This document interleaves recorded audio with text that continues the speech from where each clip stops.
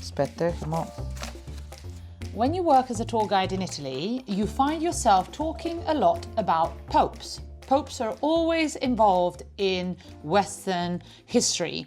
So you find yourself crossing your roads with them very often. And one thing that I've noticed by kind of encountering the lives of many popes from the past is that they do have some bizarre ways of popping off, basically. So these are the ways which I have found more curious.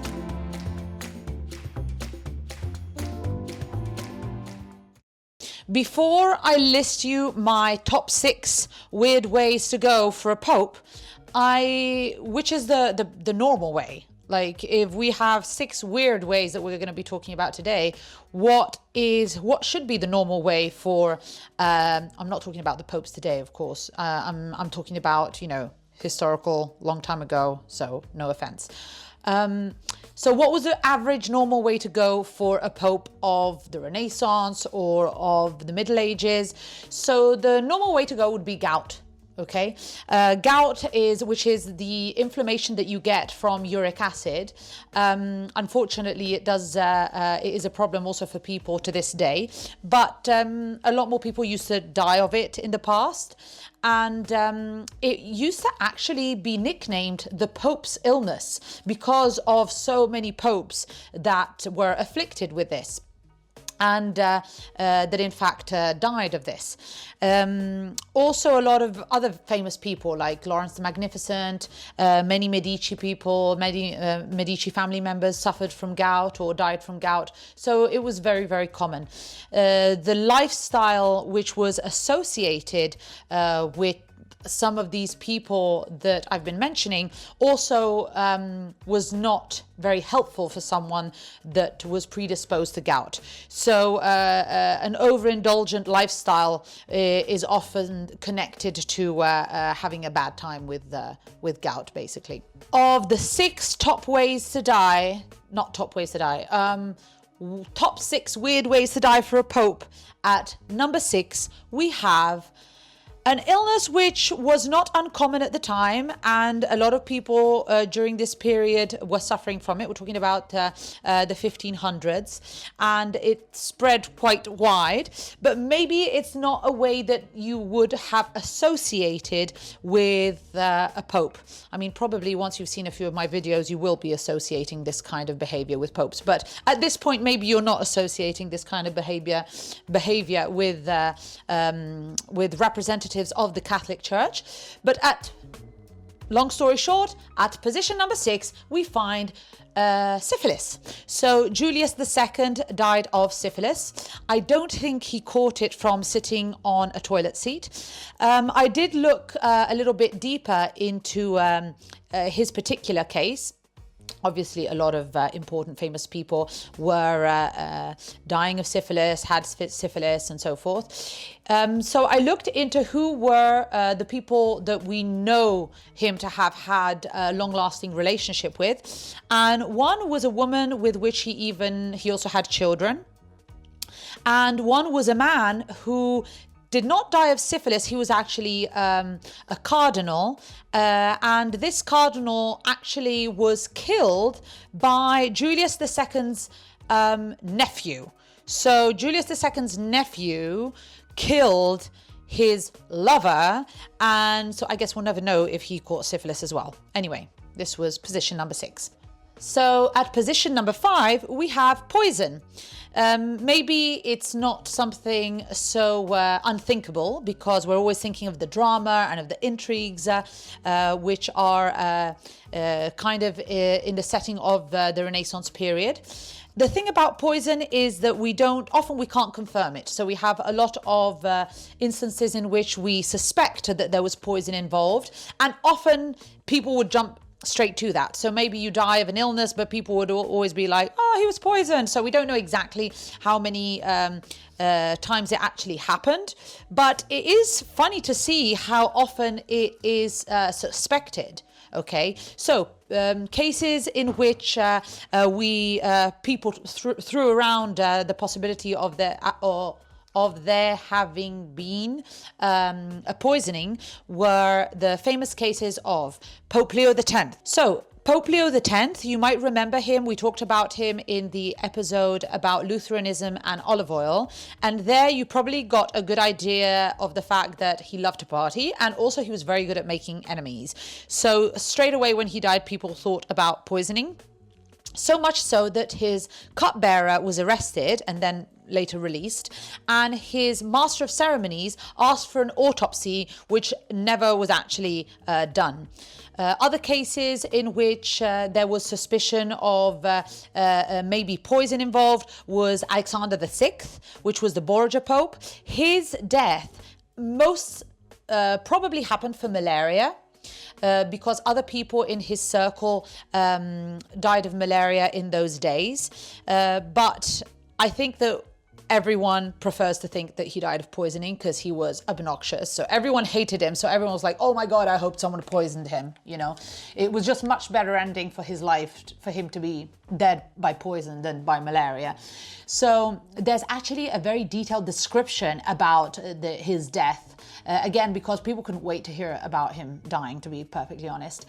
And the legend has it, the story has it, since he killed so many people for his own gain, the legend has it that he was organizing for some people that he invited for dinner to be poisoned and ended up poisoning himself by mistake. Okay. Then we have the case of Pope Pius II, who some people threw around the idea that when he died, he'd actually been poisoned by the Signor of Siena, so a compatriot of Pope Pius II. We have the case of Alexander V, who we've mentioned before. There was the suspicion that Baldassare Cossa, who will later become a pope and then an anti-pope, had poisoned him in Bologna. And then we have the more recent case. Now, I don't really want to talk about more recent cases apart from one specific one, which is quite recent, which we'll talk about later. But I do need to mention, I don't want to go down that rabbit hole of the conspiracy theories, but you will probably have heard of John Paul I and about how he was only a pope for 30 days, for like a month. And then he died under what were called suspicious circumstances. And on the internet, you can find a lot of conspiracy theories about how actually he was poisoned and how the mafia was involved in that. So that's a rabbit hole you can go down by yourself. We are now at position number 4. At position number 4, we have something that you're probably not expecting, which is a combination of eels and Vernaccia wine. Vernaccia is a white wine, and the eels are actually very specific eels in this instance because they're the eels of the Lake Bolsena. Now, they are not poisonous, the eels of the Lake Bolsena.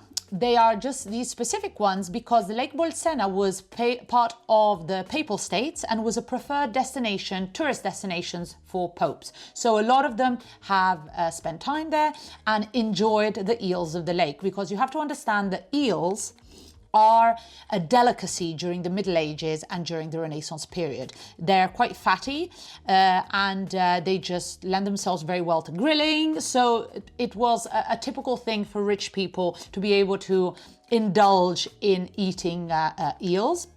And obviously everyone likes to indulge, well, not everyone, but it is something to indulge in also. Wine.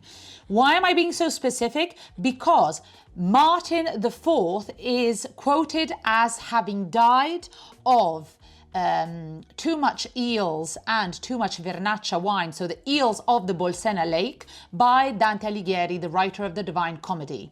So basically, it's another way of saying that he was overindulgent in his, luxurious lifestyle, and he was drinking too much, eating too much, and that's why he died. Okay. Fun fact, that there is another man of the church who overindulged a little bit too much of the lovely products of that area, of the area around the Bolsena Lake. There's another story concerning this, because there was a bishop who was traveling through the area. This is a legend. This is a legend. There's the legend of a bishop who was traveling through this area following another pope on his way to Rome, and he loved wine so much that he would send his servant ahead of him. John Dreyfus was the name of this bishop. He would send the servant ahead of him to check out the wine in the different osterias, in the different bars of sort. And on the door, he was supposed to write with chalk if there was good wine, so that he could just avoid stopping at places where the wine wasn't good. He would just stop at the ones where his servant had kind of checked it out for him, all right, and confirmed that there was good wine to be found. Where the good wine was to be found, he would write est, which is in Latin means there is or is, okay? The legend has it that when this servant stopped in Bolsena, not in Bolsena, in Montefiascone, which is near the Bolsena Lake, it's looking over the Bolsena Lake, he wrote on the door est, est, est, to say how good the wine was, okay? This legend is actually still very much present for us, because the DOC wine of that area is called est, est, est, following this legend. And if you go in a little church at Montefiascone, you will find John Dreyfus buried there with written on his tomb, died of too much est. So, little other rabbit hole that we just went down here. Let's get back to our deceased popes of the day. Position number 3. Now we find a curious curse. So dying of a curse is probably quite fitting for a pope living during these times. We're talking about the 1300s. But this curse ended up being quite picturesque, I want to say, because our Pope of position number 3, Clement V, died of diarrhea. Okay, I don't know that the curse specifically said diarrhea, but okay, I'll tell you how it went. All right, so these are the years of the Avignon captivity. The Pope is living in Avignon rather than in Italy, and he is under the power basically of the king, King Philip IV. King Philip IV owes a lot of money to the Knight Templars. The Templars had set up their own bank. They'd made a lot of money with the Crusades. They turned that money into banking money. So basically they had their own bank. They lent money to the king, and the king figured out that it was much easier to get rid of them than to pay them back. I wish it worked like, no, I don't wish it worked like this for me too. I'm fine. I don't owe money to anyone, apart from the Italian government. But should I just cut that one out? People are going to think I'm indebted or something. I'm not. We just need to have very high taxes here. But anyway.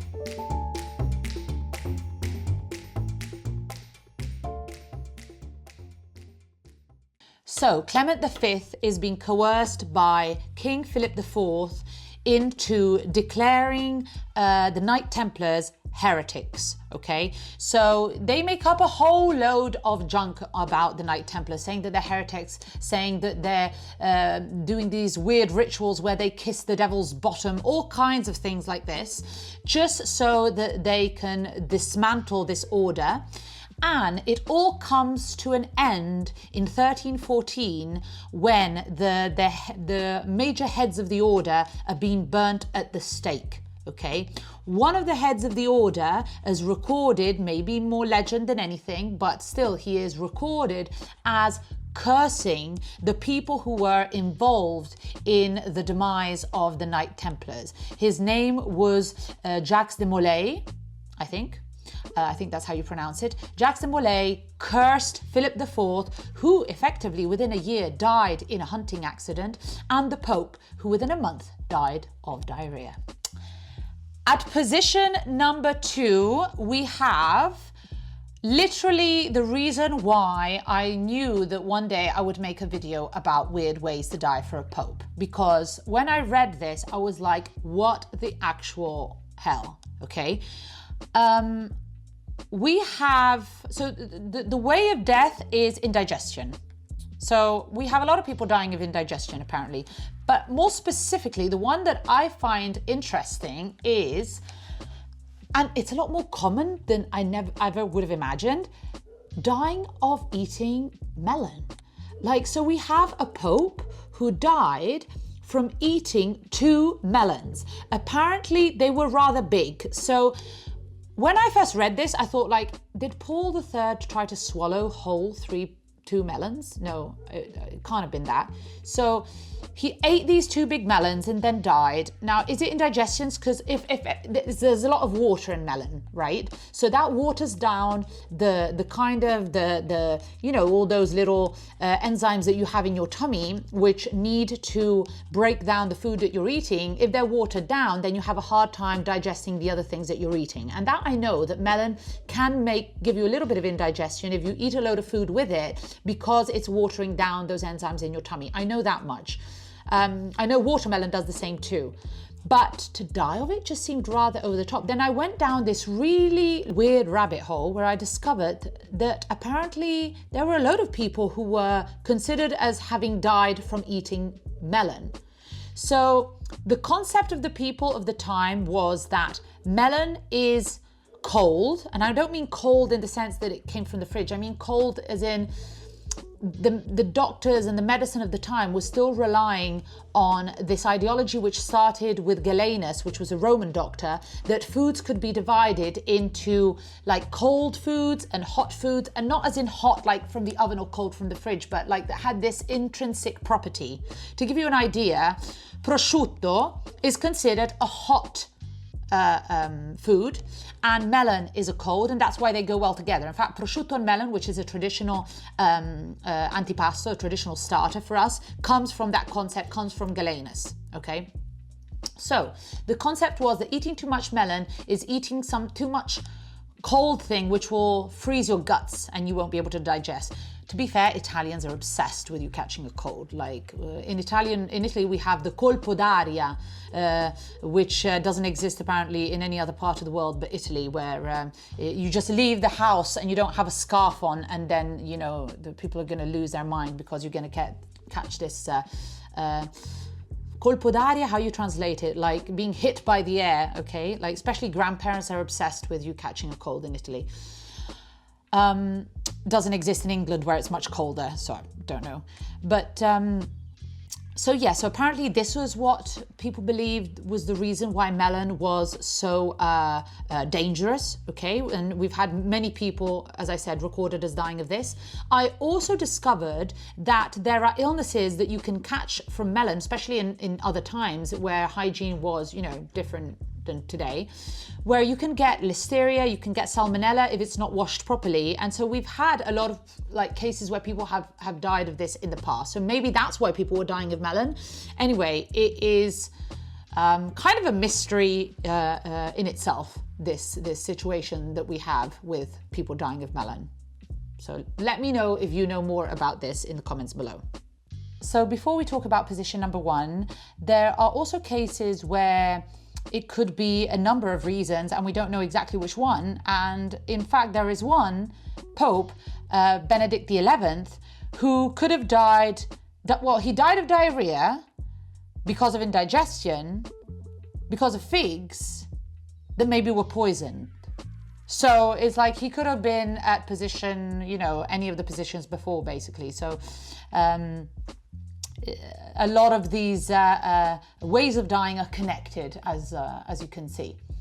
And then I think I forgot to mention also another funny way of dying, which I don't know where to position him out of this list which I made, was Clement VII, who died of eating mushrooms, which I'm not sure if they were poisoned or they gave him indigestion or what happened there. But now we have reached position number 1. Now, my mum was kind of grossed out by this, so she told me that I should let you know in advance in case you're eating and so forth, but my mum is very much over the top about these things. However, I've told you in advance, okay? So, we are talking about a slightly more recent period here. We're talking about Pope Pius XII.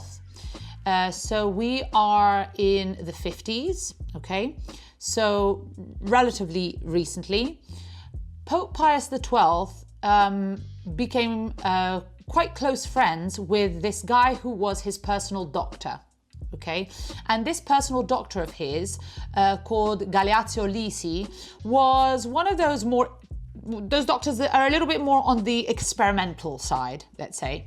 And one of the things that he had come up with, along with his buddy, was a total different way of embalming. Now, you should know that popes most times get embalmed. So that's usually what happens when a pope passes away. Now, for the people watching from the US, that might sound as something quite obvious, because I know that embalming is quite a big thing still in the US. In Italy, no, we don't really embalm people anymore. So it's the fact that the popes do is something quite different, okay?